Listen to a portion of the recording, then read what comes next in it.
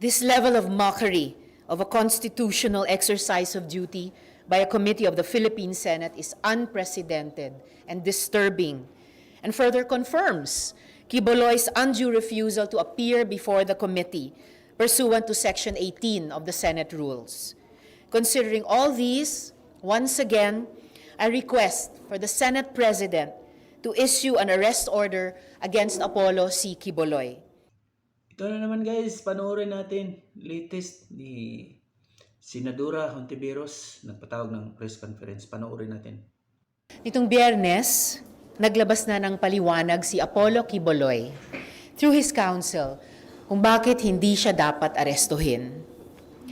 We, including my legal team, immediately read through and assessed the documents carefully, mindful of due process for the accused, but also with a view to ensuring that the Senate as an institution is protected from dilatory tactics of parties.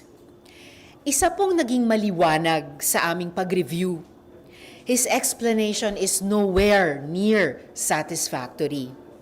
They did nothing but rehash previous arguments they made for not attending our Senate hearings. Una, on whether or not the investigation is in aid of legislation.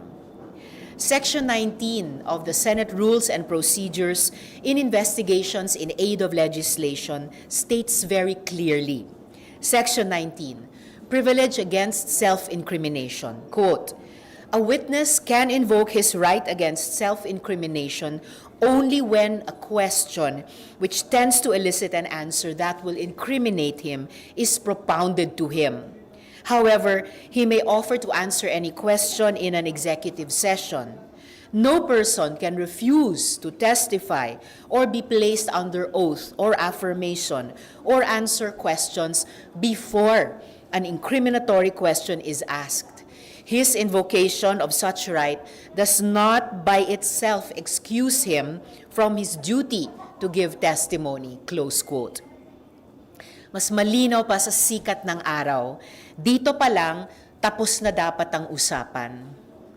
Kung sumabaybay siya sa aming pagdinig, ilang beses ko din pong inulit-ulit yung mga areas for additional legislation na lumilitaw dahil sa mga paratang sa kanya.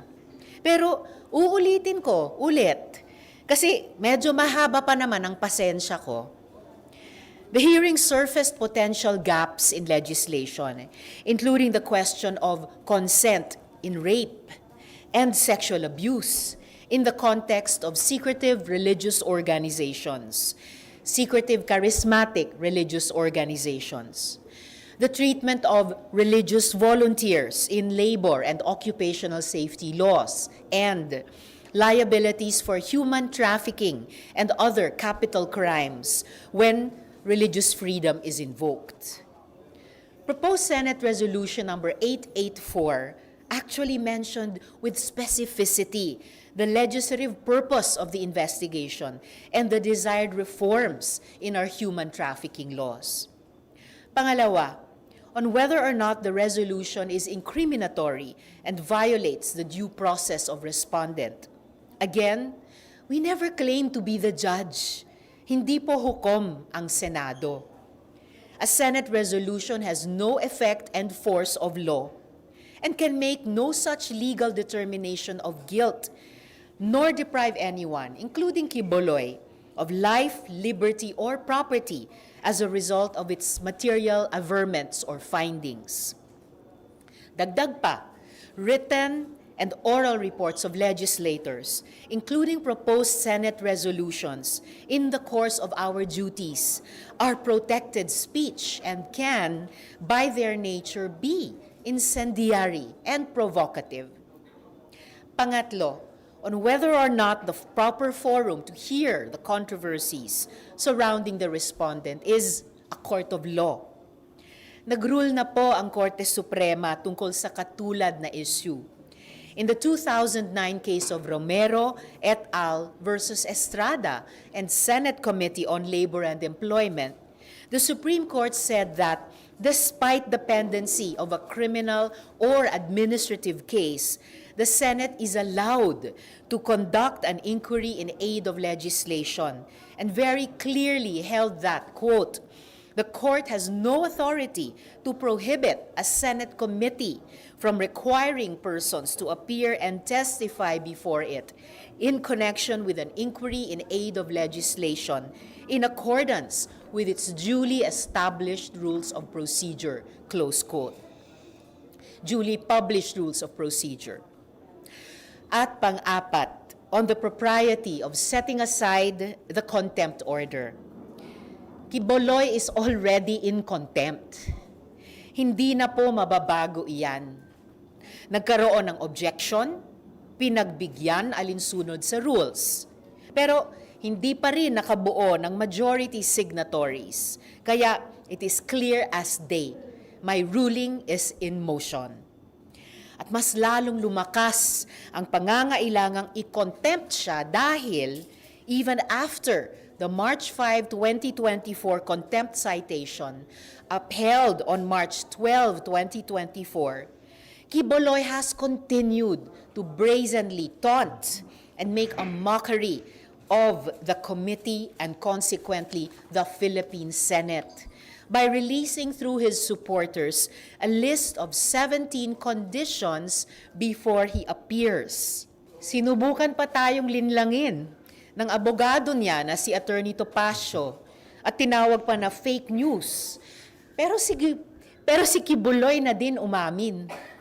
QUIBOLOY himself confirmed that he authorized the release of these conditions in a gikan sa masa para sa masa event with vloggers. Hinamon ko siya, 17 ang hamon ko sa iyo, 17 conditions. Harapin mo yan. Kung di mo maharap yan, magdebate tayong dalawa. Wala dyan sa iyong court. Ang court mo kasi, nakatali ang kamay ng tao dyan eh. Parang boxing, pumunta ka, nakatali ang kamay. Kung basketball naman, kami sumusunod sa rules. Kayo walang rules. Tinatakbo niyo yung bola sa gusto niyo. Walang dribble, wala kayong foul. Sila na referee. Kangaroo court po. Doon naman sa boxing, siya ang boxer, siya ang referee, siya pa rin ang judge. Siya panalo. Siya ang panalo. This level of mockery of a constitutional exercise of duty by a committee of the Philippine Senate is unprecedented and disturbing, and further confirms QUIBOLOY's undue refusal to appear before the committee pursuant to Section 18 of the Senate Rules. Considering all these, once again, I request for the Senate President to issue an arrest order against Apollo C. QUIBOLOY. Ayan guys, talagang inip na si Senadora HONTIVEROS na gusto na niyang ipaaresto si Pastor QUIBOLOY. Ito naman si Pastor QUIBOLOY, ayaw niyang dumalo kasi para daw nga pag dumalo siya sa Senate hearing, para daw nga nagbo-boxing na nakatali ang kamay. Parang inisip niya guilty kagad, walang hustisya.